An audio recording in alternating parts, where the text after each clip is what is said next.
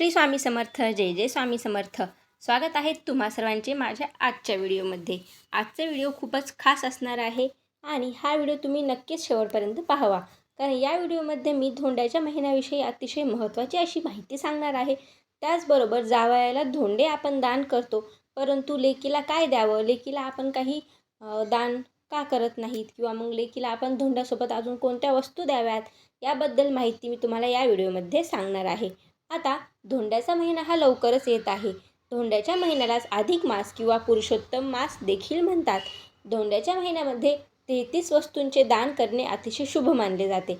आता 33च वस्तू का द्यायच्या, 33चा आकडा कशामुळे आहे, धोंड्याच्या महिन्यामध्ये खास का मानला जातो, तर असे म्हणतात की आपले जे काही वर्ष आहे ते सूर्य गणनेनुसार चालते. म्हणजे सूर्याचे 365 दिवस असतात, तर 365 दिवसाचं एक वर्ष असतं.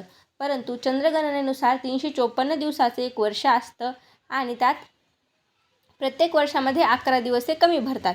तर ते 11 दिवस मिळून 3 वर्षे पूर्ण झाल्यानंतर 33 दिवस हे एक्स्ट्रा असतात, म्हणजेच अधिकचे असतात. म्हणून याला अधिक मास असे म्हणतात.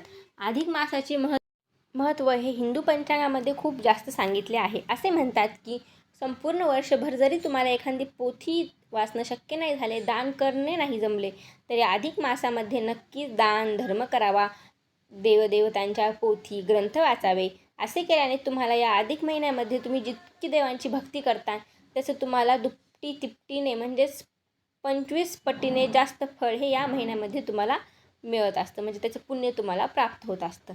त्यामुळे अधिक मास हा खूप खास मानला जातो. अधिक मास म्हणजेच पुरुषोत्तम मास, म्हणजेच भगवान विष्णू अतिशय प्रिय महिना. या महिन्यामध्ये भगवान विष्णूंची केलेली सेवा, कोणत्याही प्रकारचं दान हे अधिक पटीने फळ देणारं असतं. तर या महिन्यामध्ये खास जावयाला महत्त्व दिलं जातं. म्हणजे जावयाचा मानपान करणे, त्यांना धोंडेदान करणे खूपच महत्त्वाचे मानले जाते. आता प्रत्येक वर्षी आपण ज्या वेळेला धोंड्याचा महिना येतो त्या वर्षी जावयाला आणि लेकीला आपल्या घरी बोलवत असतो. त्यांना गोडधोडाचं अन्न बनवून खाऊ घालत असतो. म्हणजेच पुरणाची पोळी आणि धोंडे बनवून आपण त्यांना जेवायला देत असतो. त्यानंतर या महिन्यामध्येच आपण आपल्या लेकीला आणि जावयाला दोघांनाही दान देत असतो. आता कन्यादान इतकं मोठं दान कोणतंच नाही, परंतु जावयाला दान देणं, जावयाचा मानपान करणं हे खूप महत्त्वाचं ठरतं धोंड्याच्या महिन्यामध्ये. जर तुम्ही जावयाला 33 धोंडे दान केले तर तुम्हाला 33 कोटी देवांना दान केल्याचं, म्हणजे 33 कोटी देवांना आपण प्राप्त केल्याचं पुण्य आपल्याला प्राप्त होत असतं. त्यामुळे जावयाला धोंडे दान करणं खूप महत्त्वाचं असतं. आता आपल्या यथोचित किंवा मग आपल्या यथाशक्तीप्रमाणे आपण सोने जावयाला दान करणे अतिशय शुभ असते. परंतु आजकालच्या या जमान्यामध्ये किंवा आजकालच्या या वातावरणामध्ये, आजकालच्या या दिवसांमध्ये सोने अतिशय महाग झाले आहे. खूप जणांना हे परवडणारे देखील नाही. त्यामुळे असे नाही की सोन्याचे दान केले तरच तुम्हाला त्याचे फळ मिळते. सोन्याचे दान जरी नाही केले तरी देखील तुम्हाला या महिन्याचे फळ मिळू शकते. तुम्हाला फक्त जावयाला गोडधोडाचे अन्न खाऊ घालायचे आहे व 33 धोंडे म्हणजे 33 अनारसे, 33 बतासे किंवा मग 33 कोणतेही गोड पदार्थ तुम्हाला जावयाला या दिवशी दान करायचे असतात. तांब्याचे दान करणे अतिशय श्रेष्ठ मानले जाते. तांब्याचे तामण, तांब्याचा तांब्या, पितळाची निरंजनी किंवा तांब्याची निरंजनी, चांदीची निरंजनी जर दिली तर अतिशय शुभ मानले जाते. परंतु जर तुम्हाला शक्य नसेल तर तुम्ही तांब्याची निरंजनी देखील देऊ शकता. एका ताटामध्ये 33 अनारसे ठेवून त्यावर एक निरंजनी त्यात तेल वाट टाकून ती पेटवायची आणि मग ते ताट जावयाच्या हातामध्ये आपण देत असतो. परंतु हे करत असताना आपण फक्त जावयाला दान देतो, ही गोष्ट तुमच्या लक्षात आलीच असेल. आता लेकीचे काय, लेकीला काय दान दिले तर आपल्या आयुष्यामध्ये सर्व काही सुफल मंगलमय आणि सुख समृद्धीही नांदत असते. आता मुलगी ही दोन्ही घरी म्हणजेच सासरी आणि माहेरी दोन्ही घरची ती लक्ष्मी असते.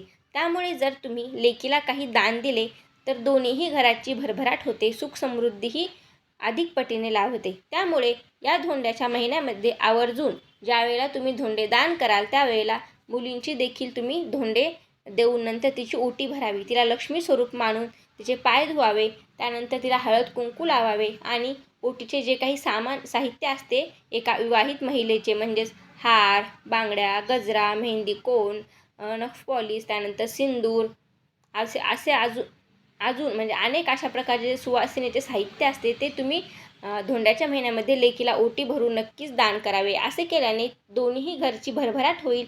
दोन्ही घरामध्ये सुख समृद्धी आनंदाने सर्व काही सुफल आणि मंगलमय होईल.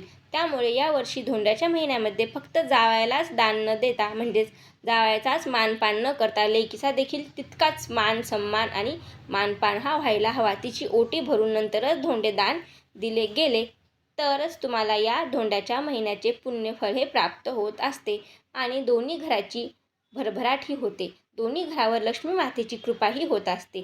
त्यामुळे या अधिक मासामध्ये जावयाला धोंडे दिले तर लेकीला देखील तुम्ही तिची ओटी भरून धोंडे दान करावे. तसेच जर तुम्ही या महिन्यामध्ये लेकीला तुम्हाला जर शक्य असेल तर चांदीचे जोडवे नक्कीच दान करा.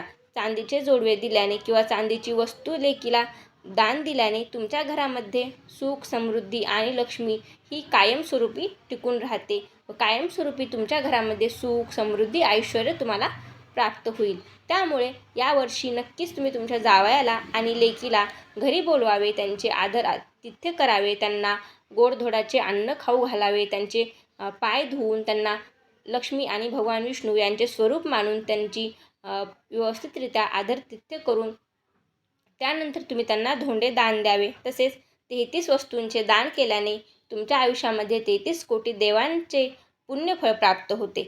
त्यामुळे तुम्ही या वर्षीच्या या अधिक मासामध्ये नक्कीच जावयाला आणि त्याचसोबत तुमच्या लेकीला देखील तुम्हाला शक्य असे दान आणि त्यांचे आदरातिथ्य अतिशय प्रेमाने आणि सन्मानाने नक्कीच करा.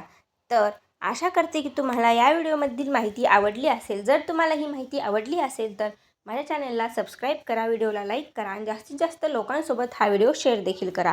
तर पुन्हा भेटू अशाच एका छान माहितीपूर्ण आणि अतिशय महत्त्वाच्या व्हिडिओसोबत. तोपर्यंत तुम्हा सर्वांना श्री स्वामी समर्थ. जय जय स्वामी समर्थ.